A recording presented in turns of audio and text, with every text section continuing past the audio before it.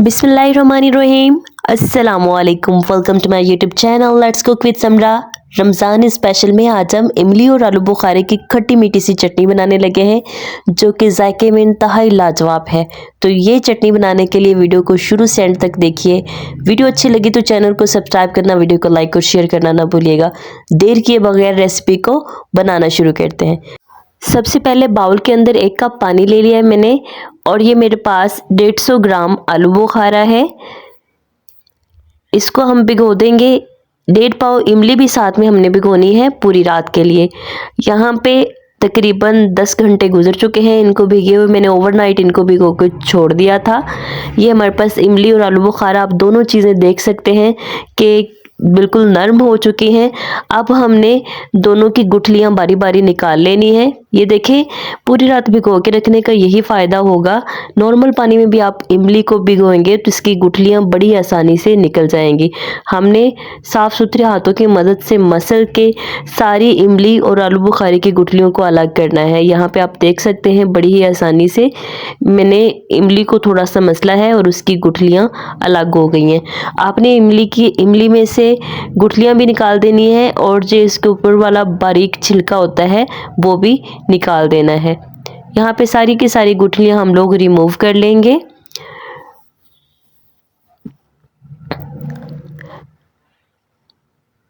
साथ ही अब हम आलू बुखारे की भी गुठलियाँ इसी तरह से निकाल लेते हैं।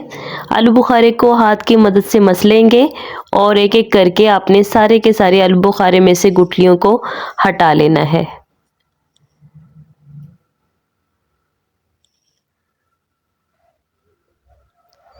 ये हमारी बड़ी ही बेहतरीन और मज़ेदार लाजवाब किस्म की चटनी बनके तैयार होगी।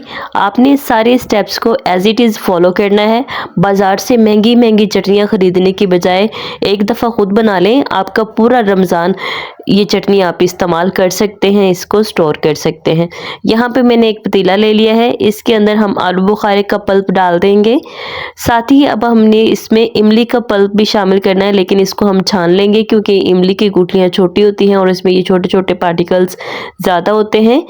अब छानने के बाद ये दोनों चीज़ें आप देख सकते हैं। यहाँ पे जिस कप के साथ मेजर करके पहले मैंने 1-1 कप पानी के अंदर इमली और आलू बुखारा भिगोया था, वही 2 कप मज़ीद मैंने शामिल कर लिए हैं।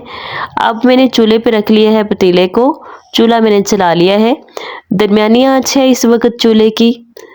और आप देख रहे हैं कि हमारी जो इमली और आलू बुखारे की चटनी है वो यहाँ पे पकना स्टार्ट हो गई है। यहाँ पे हमने 1 कप भर के यानी कि तकरीबन 200 ग्राम के करीब शक्कर शामिल करनी है। आप चीनी भी इस्तेमाल कर सकते हैं, लेकिन जब हम घर में बना रहे हैं तो हम हेल्दी ऑप्शन की तरफ जाएंगे। चीनी की निस्बत शक्कर एक अच्छा ऑप्शन है, तो मैंने यहाँ पे 1 कप शक्कर इस्तेमाल की है।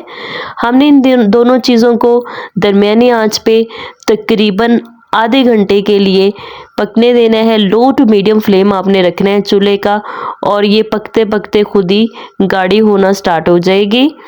यहाँ पे आप देख सकते हैं तकरीबन 20 मिनट गुजर चुके हैं और हमारी चटनी गाढ़ी होना स्टार्ट हो गई है। यहाँ पे इसके अंदर हमने आधा खाने का चम्मच नमक, आधा खाने का चम्मच दड़ा मिर्च, आधा खाने का चम्मच ज़ीरा पाउडर और आधा खाने का चम्मच सुर्ख मिर्च पाउडर शामिल करना है।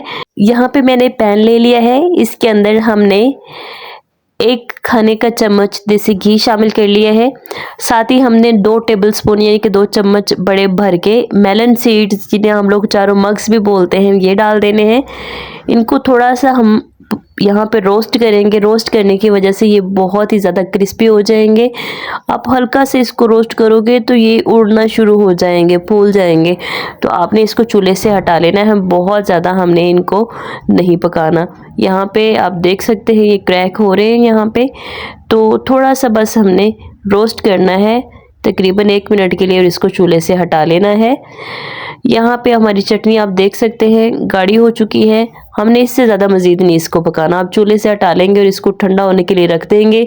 जैसे ही हमारी पल्प ठंडी होगी, इसको हमने एक ब्लेंडर जार में शामिल करना है और इसको ब्लेंड कर लेना है। आप देख सकते हैं यहाँ पे ये खुद ही गाढ़ी हो चुकी है। ठीक है, आप चाहें तो बॉयल करने से पहले भी कर सकते हैं, लेकिन मैंने इसको पकाने के बाद ब्लेंड किया है। अब हम इसके अंदर वो चारों मग्स डाल लेंगे जो हमने रोस्ट करके रखे थे। मैं आपको दिखा देती हूँ कि हमारी इमली और आलू बुखारे की चटनी कितनी बेहतरीन और ज़बरदस्त बनके तैयार हुई। ये जायके में भी इंतहाई लाजवाब है।